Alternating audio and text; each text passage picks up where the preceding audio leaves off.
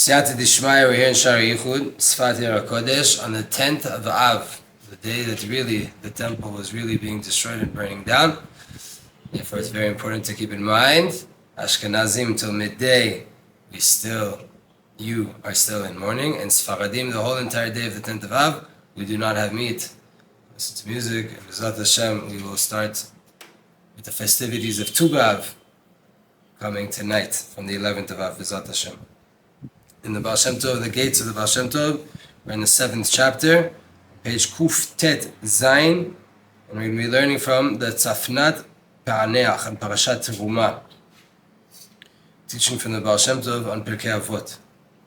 Ish ki tiste ishto. Right, there's a pasuk in the Torah, V'lakach haKohen mayim kedushim b'chli cheres. Right, the Isha Sota, the Sota woman, right, that she was seen doing something or with someone that she shouldn't have been with. There's a suspicion on her. The husband takes her to the Kohen. She drinks water with Hashem's name in it.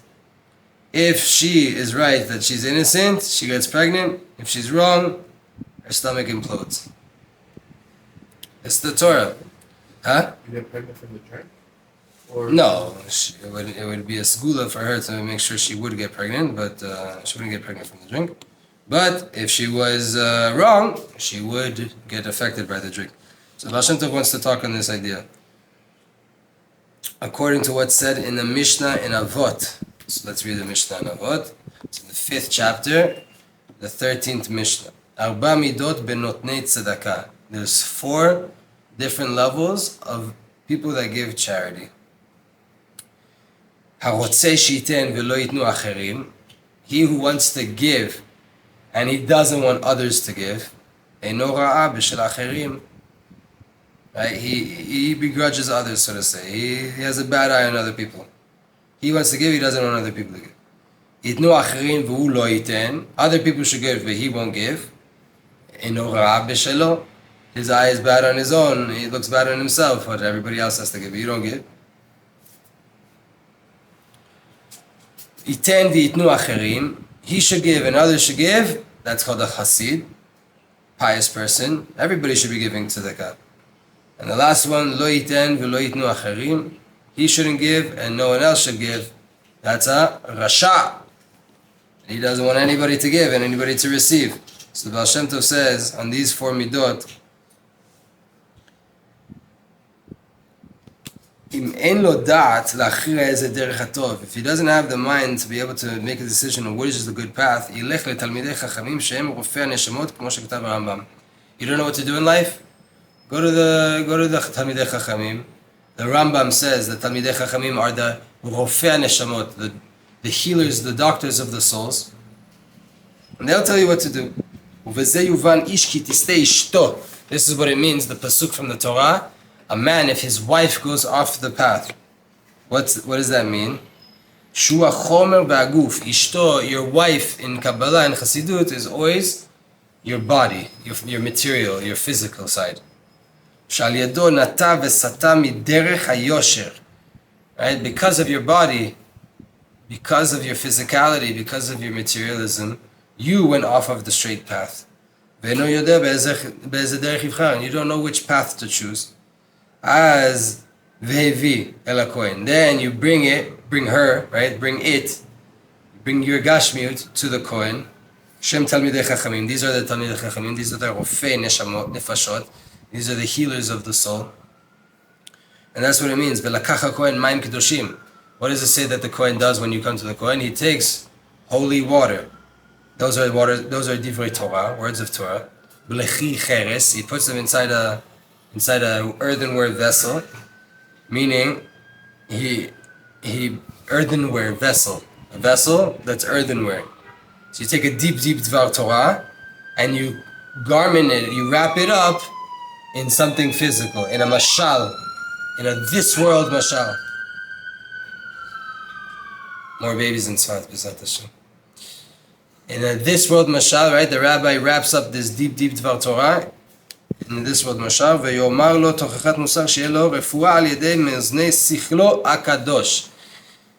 The Rebbe, the Talmid Chacham, has to be able to, his job is to help Jews come closer to Hashem and do the right thing and stop doing the wrong thing, to use their time wisely, to use their mind and their energy wisely. That's what the job of the Talmid Chacham is, to be one of the people in the world that understands you, but also understands what you're needed to do as a Jew in this world.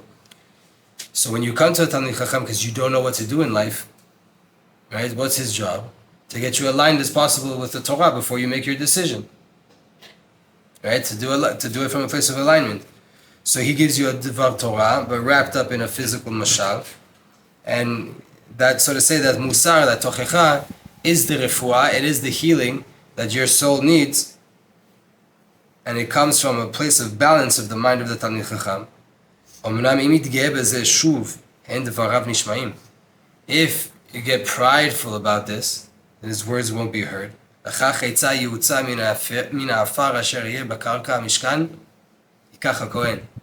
we were just talking about, right? Earthenware vessels, holding olive oil, wisdom, shemen. So what's the advice? Therefore, you have to take from the dust that was on the floor of the Mishkan. That's where the Kohen took this dust from the floor of the Mishkan. Meaning the Kohen should take this midat shiflut ke'afar shebakarka Mishkan v'yiten el hamayim shel Torah u'musar v'divrei chacham hen. In order for your musar, in order for your tochecha, in order for your rebuke that you're trying to give the people to lift them up to work, where does the Kohen, meaning the Talmid Chacham, meaning the Rebbe, where does he have to take his rebuke from? It has to be inside those words of water, those divrei Torah. There has to be the dust of the Mishkan. Meaning you have to have humility, holy humility. Take that, put it inside your rebuke, and then the healing will work. If it's just, I know the right thing to do and you're wrong and I'm not going to correct you, because just to prove that I'm right, so it's not going to necessarily heal. But when you give rebuke from a aligned place, included in it, you have the dust of the Mishkan, right? You understand how the Kohen is really shafel. The Kohen is there just as a servant for Hashem and a servant for Am Yisrael. The Kohen is like, the leaders are the lowest, so to say. They're in the highest pedestal, but on the side, how they see themselves, afar min mishkan. Might be holy, but if I'm holy, if I have anything, I'm the dust. And that is when the tzaddik is able to give rebuke and give over musar, right? And he doesn't even need to say outright, you did this and this. He could tell you a story. There's a story, I don't know the exact details, but I can still give over the same message of this one kid that was disrespecting his mother a lot. I can't remember who the chacham was. And then the mother made a meeting with the tzaddik and her son that was disrespecting her. And the boy goes in, and the Rebbe is just crying, like non-stop, just crying his eyes out. But like a real cry, not a fake acting cry. A real cry, tears, broken. And the students like, what's going on? Like not even a word was said. The Rebbe says, what I would do to have a moment with my mother. I miss my mother so much. What I would do to have a moment with my mother. And the kid understood immediately. He didn't have to tell him off. He didn't even tell him he's doing anything wrong. He just yearned to be with his mother that had passed away already naturally. That cry of him sincerely wanting to be with his mother got the boy to do tshuva.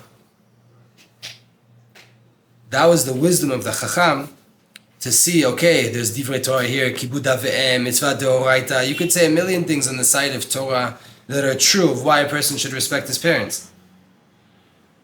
But sometimes just make it more humanly. Torah is lofty, make it more humanly. Even me, a big Rebbe, I want my mother. And from that he understood already he's disrespecting his mother, he's doing the wrong thing. This is, B'ezrat Hashem, a little bit of the idea.